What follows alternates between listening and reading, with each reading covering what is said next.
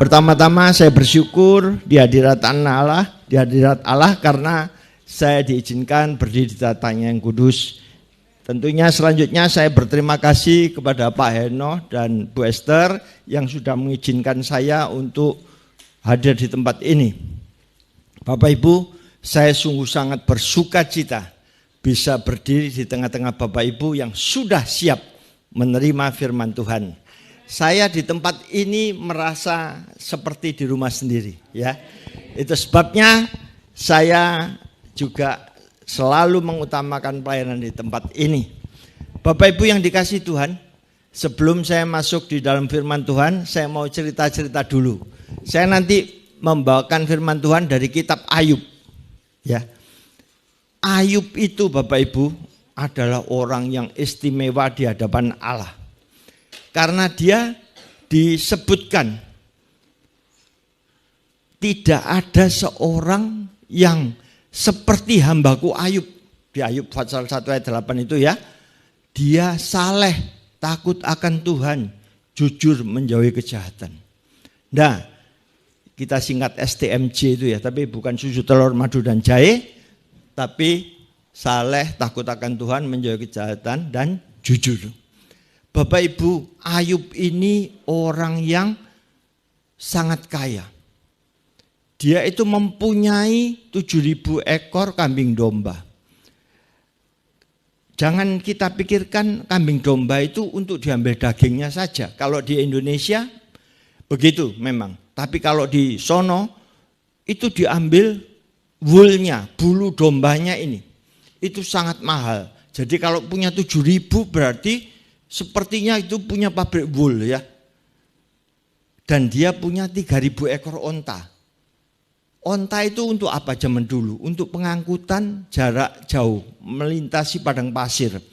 Onta itu punya punuk ya, pusat energinya. Jadi kayak lemaknya itu ya untuk tenaga jalan di padang pasir. Dan dia tidak minum berhari-hari tahan. Karena dia punya kantong air ya di temboloknya itu. Bapak Ibu, dia juga punya 500 pasang lembu. Artinya punya 1.000 lembu. Lembu itu untuk narik bajak, narik pedati, narik batu kilangan ya, memutar gilingan itu. Yang aneh ini Bapak Ibu, di situ disebutkan dan punya 500 ekor keledai betina. Loh, jantannya mana? Saya tergelitik Bapak Ibu. Loh, kenapa ya? Kok 500 keledai betina? Ternyata Bapak Ibu, keledai jantan ini selain dia punya daerah teritorial, jadi dia itu sering berkelahi dengan kelompoknya, sesama jantan ya, itu dia sering berkelahi. Selain itu Bapak Ibu, keledai jantan ini punya suara yang tidak mengenakkan telinga. Suaranya nanti Bapak Ibu Google ya, suara keledai jantan. Itu meringkik Bapak Ibu, meringkiknya tidak seperti kuda, tapi seperti orang sambatan. Dan diawali dengan sepertinya ya, kalau orang itu maaf, ini sakit mengi ya, asma itu. Engkik, krok, kik, krok. Jadi tidak enak sekali. Itu sebabnya saya percaya bahwa Ayub tetap memiliki keledai jantan, tapi sedikit dan dijauhkan dari kelompoknya karena supaya tidak berkelahi. Lagi pula Bapak Ibu tahu ya, keledai betina ini penghasil susu yang amat mahal. 1 liter itu 1.250.000 kira-kira. Dan memang dia tidak banyak menghasilkan susu, 1 keledai betina 1 liter susu saja. Tapi mengapa mempunyai harga yang sangat mahal?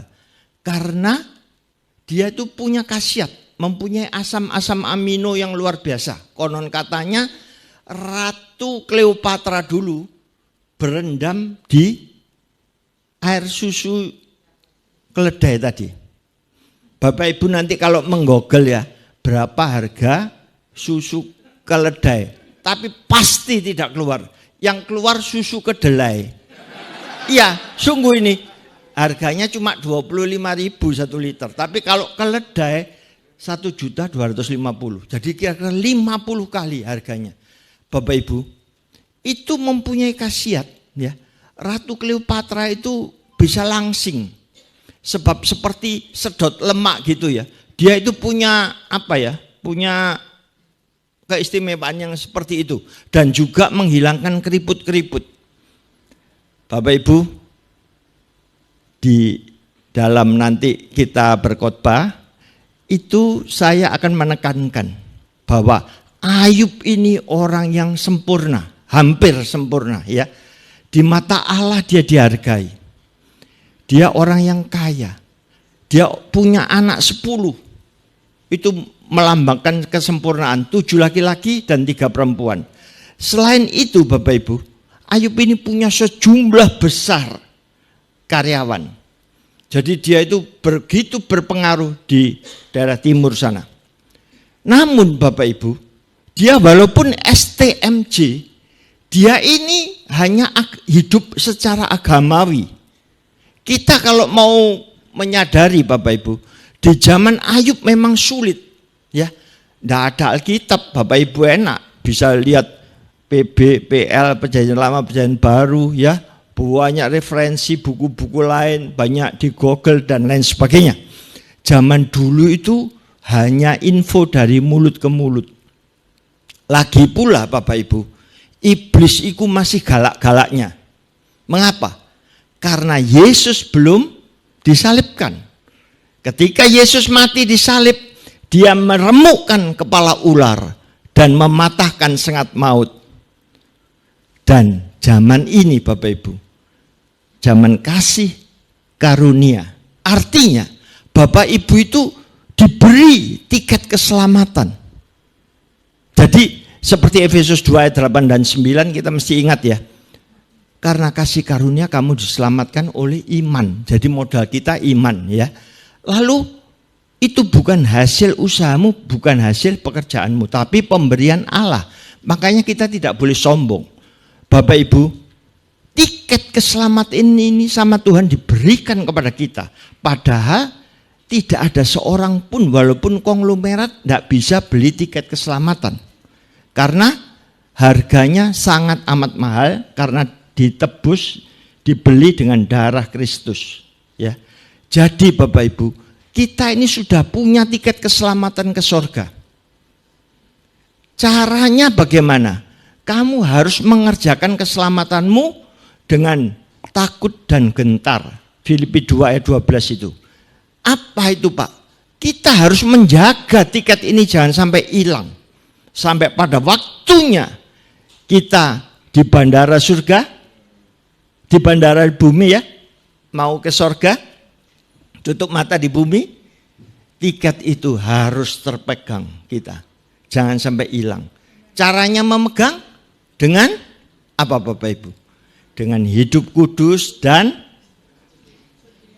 setia tetap berpegang pada iman. Hidup kudus itu tidak boleh melanggar firman Tuhan ya. Perzinaan itu bukan saja berbuat di luar sono, kepelacuran dan lain sebagainya, selingkuh, tapi juga melihat perempuan dan menginginkannya. Di dalam Matius 5 ayat 28 melihat gambar porno, itu sudah jatuh di dalam dosa. Itu sebabnya kita perlu sangat berhati-hati. Iman juga demikian. Pak, gak iso imanku gak iso jatuh. Tapi kalau diiming-iming, misalkan ya, naksir cewek yang di seberang, atau ditawari pekerjaan tapi harus berubah iman, bisa goyah. Nah Bapak Ibu, ya, hidup kita jangan hidup agamawi, tapi hidup melekat kepada Yesus. Bapak Ibu, mari kita baca dulu sebelum kita masuk lebih jauh di firman Tuhan. Ayub pasal 1 ayat yang kelima. Ayub pasal 1 ayat yang kelima ya. Saya bacakan. Setiap kali apabila hari-hari pesta telah berlalu, Ayub memanggil mereka, anak-anaknya, dan menguduskan mereka keesokan harinya. Pagi-pagi bangunlah Ayub lalu mempersembahkan korban bakaran. Tolong tampilannya, kok mati? Oh iya.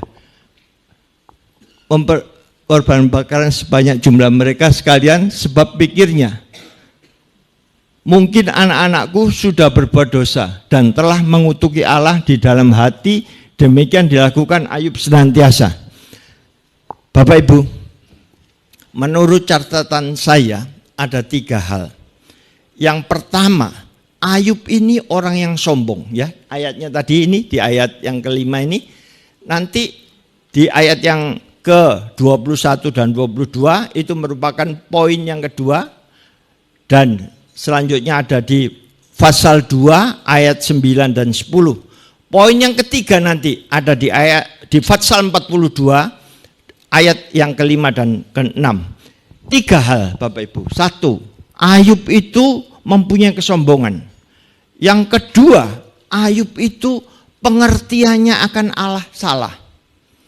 Dan yang ketiga, Ayub itu tidak hidup melekat kepada Allah. Mari kita uraikan satu persatu ya. Mengapa saya simpulkan bahwa Ayub itu mempunyai kesombongan di hadapan Allah? Disebutkan tadi ya, setiap hari pesta berlalu, anaknya itu 7 laki-laki ya. Yang perempuan tidak diberikan rumah sama Ayub, yang 7 diberikan. Lah, anak laki-lakinya itu setiap kali pesta pora, dia orang kaya ya.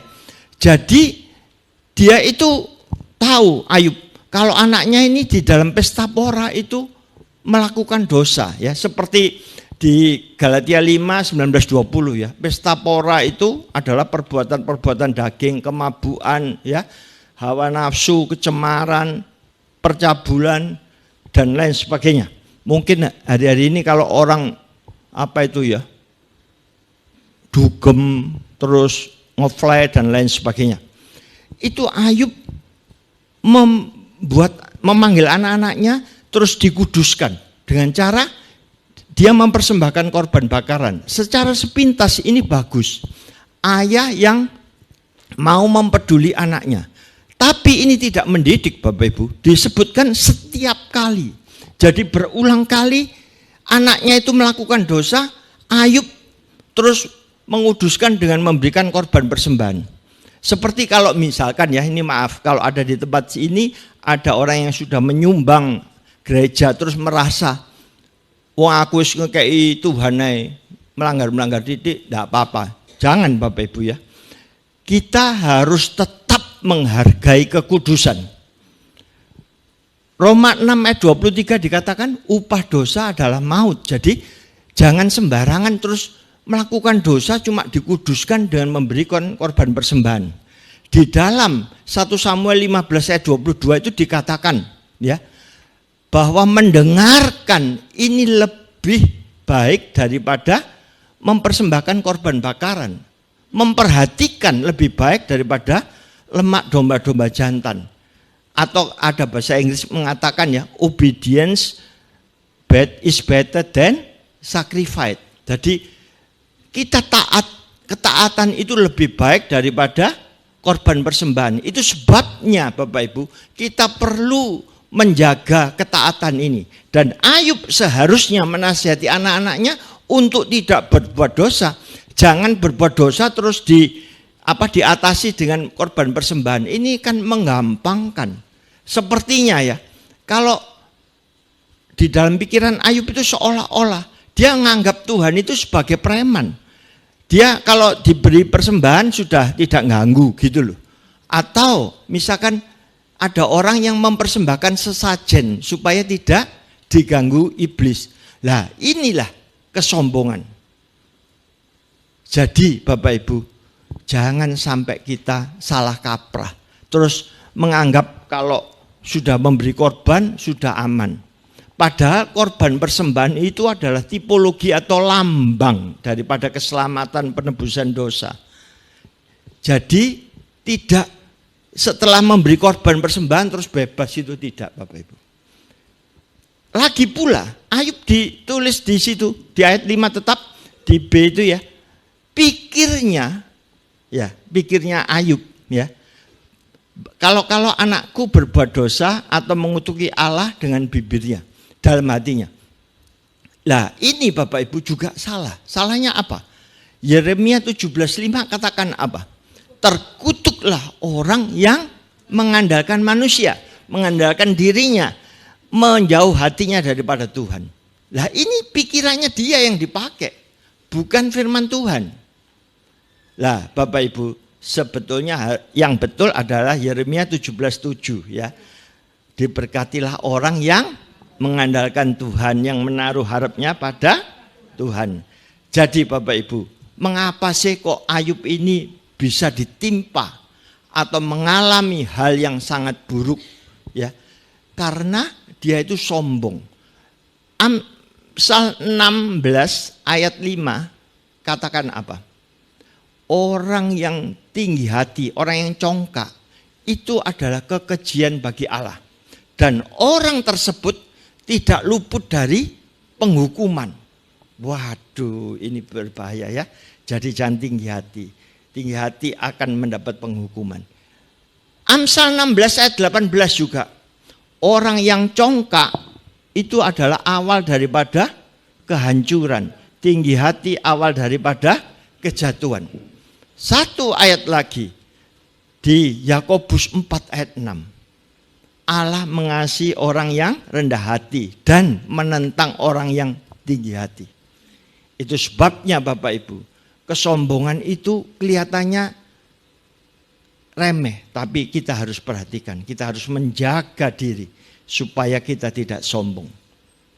Bapak Ibu, orang kelihatannya ya, orang yang kaya, yang bergelar tinggi, pangkat tinggi, itu saja yang bisa sombong. Tapi ternyata semua orang itu bisa sombong. Kalau toh kita ini kaya apa-apa di dunia, tapi di hadapan Allah kita ini miskin. Itu sebabnya kita tidak boleh sombong. Suatu hari saya pernah ya ke Solo sama istri saya belanja kain batik. Di sana yang memiliki kain batik tulis itu mbok-mbok tua gitu ya. Dia jual kain batik. Pada waktu saya melihat-lihat itu kebetulan ada ibu-ibu pejabat ya. Orangnya pakaian menor ya, pakai perhiasan kalung dan gelang kiri kanan kerincang-kerincing gitu ya, kalau diginikan seperti seperti penari gitu. Si mbok ini Bapak Ibu perhatian kepada si ibu pejabat ini. Dia ndoding sana ikut gini. Jadi ngelihat. Saya itu tanya sama mbok itu, mbok niki pinten? Dia itu ndak ngerewes Bapak Ibu karena perhatiannya ke istri pejabat tadi. Saya sampai teriakin, mbok niki pinten? Terus dia itu tetap Bapak Ibu pandangannya ke arah ibu pejabat, tapi dia menyaut, hewu, bilang gitu. Loh, kok kok sengau suaranya? Saya ya sepintas lihat, bibirnya sumbing apa enggak ya, kok sengau gitu. Saya lihat tidak Bapak Ibu. Dia itu menyeringai. Menyeringai itu seperti tukul kalau show ya, menunjukkan giginya sambil banyol. Itu dia juga begitu. Dan bibirnya terbuka. Kenapa Bapak Ibu? Ternyata ibu ini tidak mau kalah dengan mbok ini tidak mau kalah dengan ibu pejabat. Dia memamerkan gigi emasnya, patik. Satu sama, dia bilang gitu, kira-kira dalam hatinya. Jadi suaranya pada waktu dia ngomong 1000 itu 1 juta ya, hewu, bilang gitu. Karena coba ya Bapak Ibu kalau enggak percaya, Bapak Ibu menyeringai ya, gigi tetap ditonjolkan, bibir dibuka berkata 1000. Tapi jangan sekarang, nanti di rumah saja. Bapak Ibu, orang sesederhana seperti mbok-mbok ini masih bisa sombong. Jadi Bapak Ibu, kesombongan itu tidak tergantung pada posisi orang atau tingkatan orang.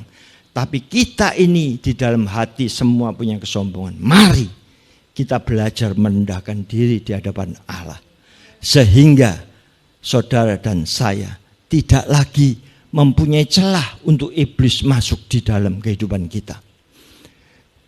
Yang kedua Bapak Ibu, Ayub itu ada celah lagi dalam kehidupannya. Dia pengertiannya akan Allah itu salah.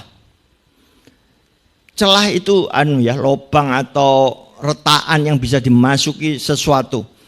Kalau kehidupan kita tidak utuh ya, tertutup rapi, dia bisa dimasuki iblis.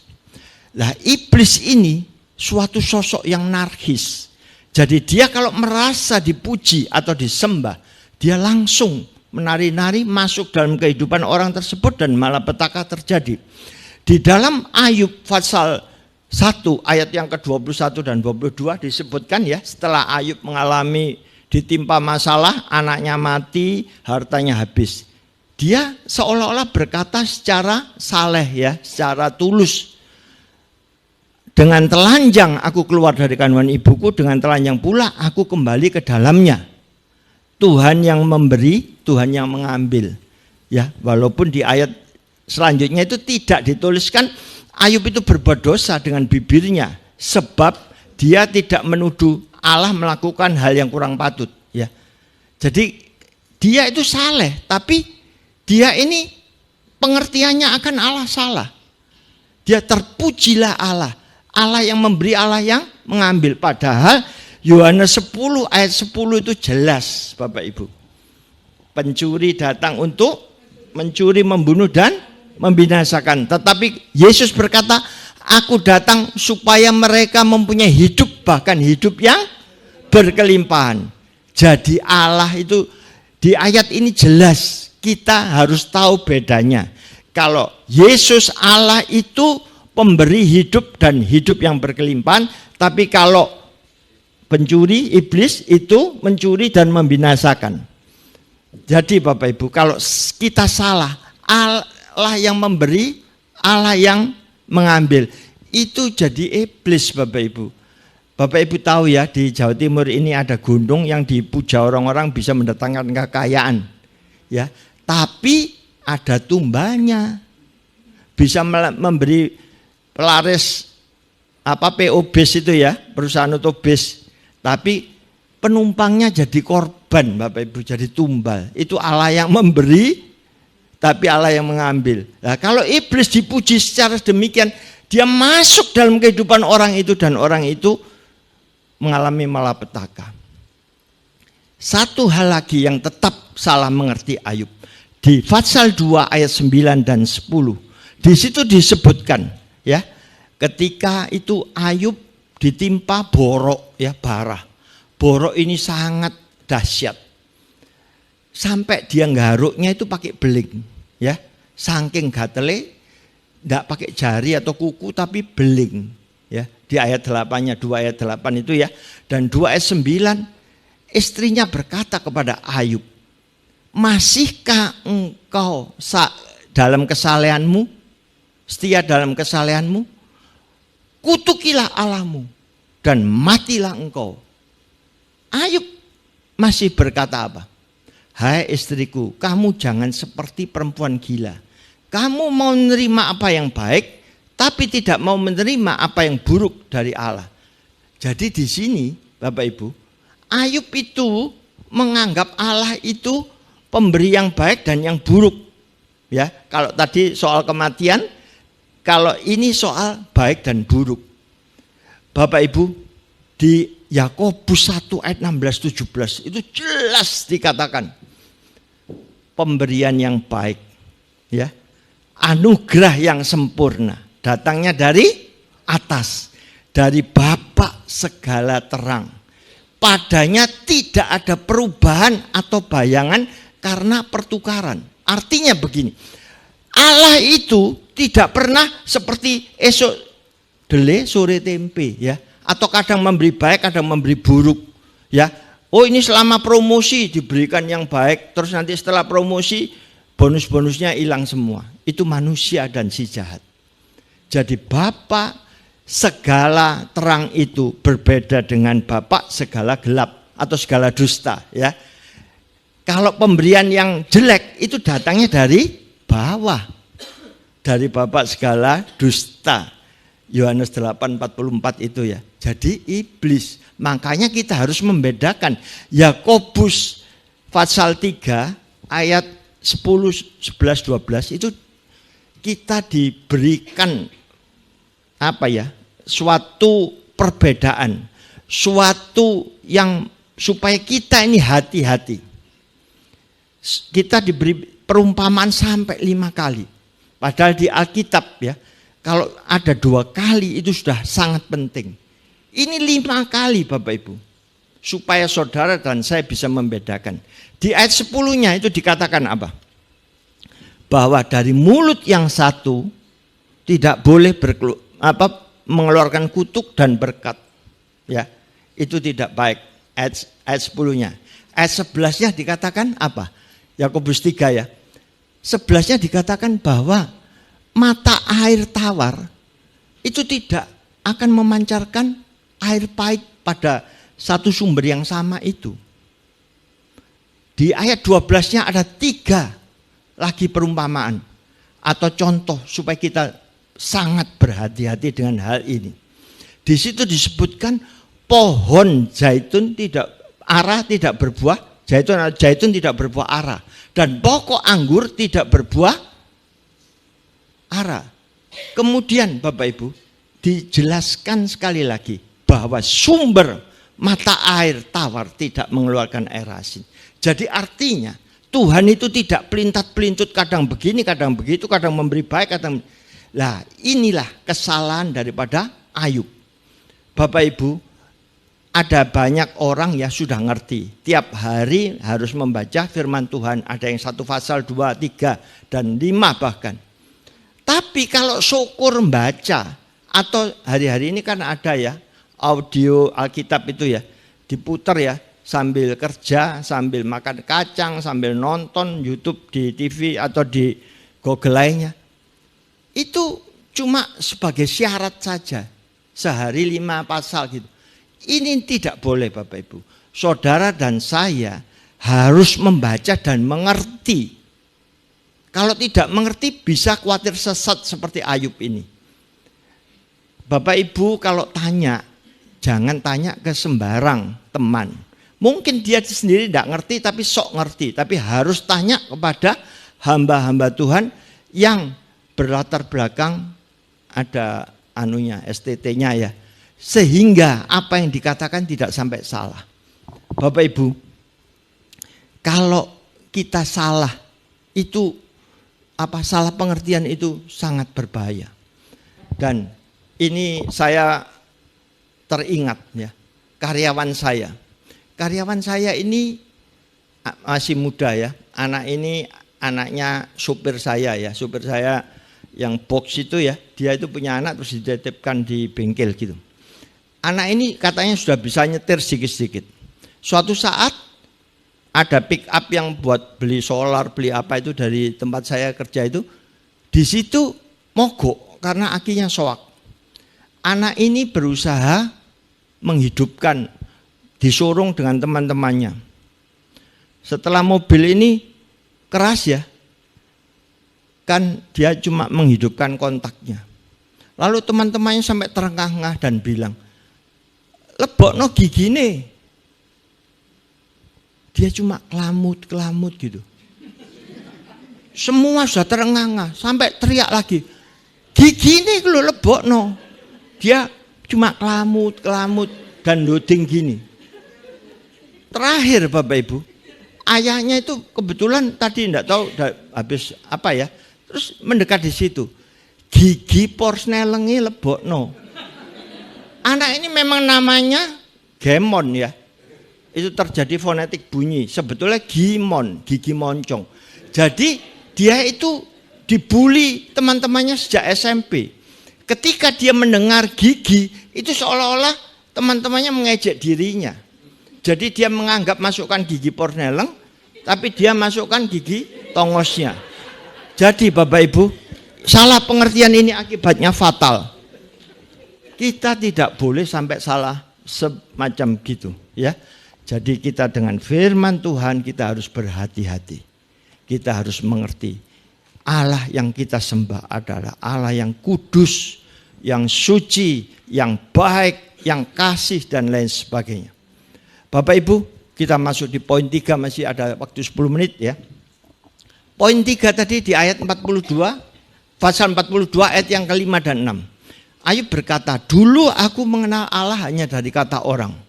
Sekarang setelah bertobat itu mengalami banyak penderitaan dan penglihatan, dia ngomong, aku melihat Allah dengan mata kepalaku sendiri. Bapak Ibu, ini loh beratnya zaman dulu, sebelum zaman apa? Hukum Taurat, belum kan? Sebab Ayub ini cucunya Yakub. Ya, Yakub itu Israel, ya. Jadi dia anaknya Isakar, ayahnya Ayub itu Isakar. Isakar ini anaknya Yakub. Jadi dia cucunya Yakub.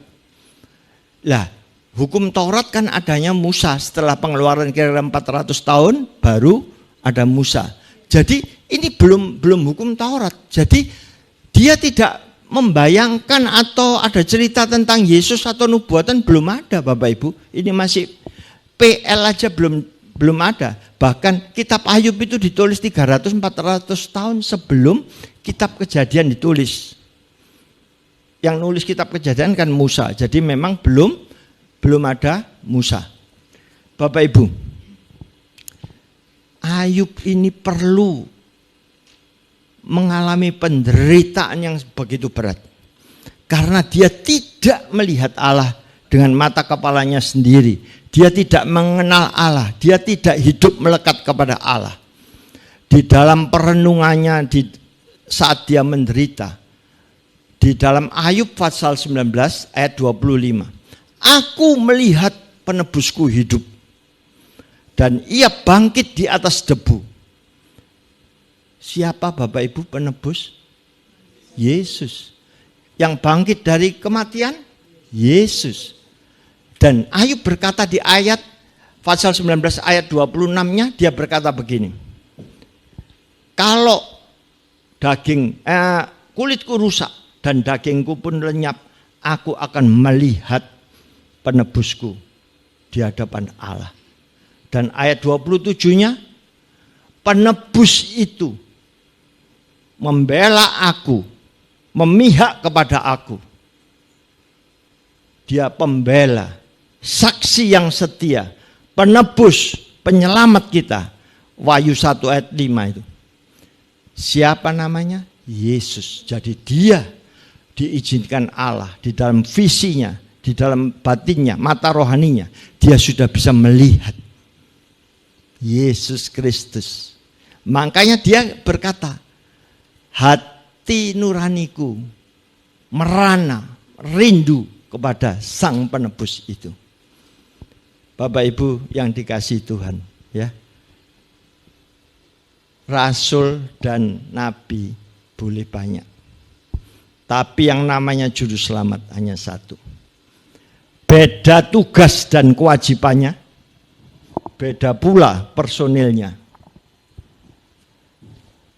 Nabi dan rasul itu hanya menyampaikan firman yang datang dari Allah. Tapi sang juru selamat itu adalah firman yang hidup. Dia sendiri firman yang hidup itu. Nabi dan rasul dikandung atas kehendak lelaki, manusia biasa. Tetapi sang juru selamat itu dikandung oleh kuasa Roh Kudus dan naungan Allah yang maha tinggi. Nabi dan rasul dilahirkan tanpa berita surgawi. Tapi sang juru selamat itu dilahirkan dengan berita oleh malaikat dan disaksikan oleh bala tentara surgawi. Seperti di Lukas 2 ayat 11. Telah lahir bagimu juru selamat. Dan di ayat 13-nya. Di sana sebagian besar, sejumlah besar bala tentara surga menyanyikan lagu kemuliaan bagi Allah di tempat yang maha tinggi. Nabi dan rasul, Bapak Ibu, mati dan tidak bangkit-bangkit sampai hari ini. Tetapi sang juru selamat, Yesus Kristus Tuhan, mati, bangkit pada hari yang ketiga, dan hidup untuk selama-lamanya. Wahyu 1 ayat 18. Dan dia naik ke surga. Kisah Rasul 1:11 yang saudara dan saya peringati bulan lalu. Di sana sang juru selamat ini menyediakan tempat bagi kita. Yohanes 14 ayat 3. Kalau rumah itu sudah selesai, Dia akan turun menjemput kita supaya di mana Yesus berada, saudara dan saya berada. Itu sebabnya Nabi dan Rasul tidak bisa membawa saudara dan saya ke surga. Hanya Dia yang turun dari surga, Dialah yang dapat bawa kita ke surga. Yohanes 3:13. Bahkan satu lagi ayat penutupnya. Nabi dan Rasul itu berasal dari bawah. Yesus Kristus berasal dari atas. Nabi dan Rasul berasal dari dunia ini. Tapi Yesus Kristus bukan dari dunia. Itu sebabnya Dia akan jemput saudara dan bawa ke surga. Amin. Bapak Ibu, kalau tadi kita melihat ya 3 hal. Masih ingat? Yang pertama, apa? 3 hal. Kesombongan itu mengapa menyebabkan orang bisa menderita? Karena ayat pasal 16 ayat 5 tadi, Amsal, orang yang sombong itu merupakan kekejian bagi Tuhan dan orang tersebut tidak luput dari penghukuman. Yang kedua tadi Bapak Ibu, orang yang salah pengertian. Mengapa orang yang salah pengertian akan Allah bisa mengalami penderitaan? Karena dia memuji siapa? Allah yang mengambil, Allah yang memberi. Iblis. Iblis kalau dipuji, dia masuk dalam kehidupan orang dan malapetaka terjadi. Yang ketiga tadi, dia tidak hidup melekat. Mengapa sih orang harus hidup melekat? Mazmur 91 ayat 14, 15, 16 itu. Sungguh hatinya melekat kepadaku, maka aku akan meluputkannya, aku akan membentenginya. Jadi kalau saudara hidup melekat, saudara mendapat benteng daripada Tuhan. Bahkan itu diulang lagi di ayat 15-nya. Aku akan, bila ia berseru, aku akan menjawab, aku akan meluputkan dan memuliakan dia. Ayat 16-nya, dengan panjang umur akan kukenyangkan dia, dipelihara. Jadi kita harus melakukan 3 hal ini untuk terhindar dari pencobaan-pencobaan. Amin. Tuhan Yesus memberkati.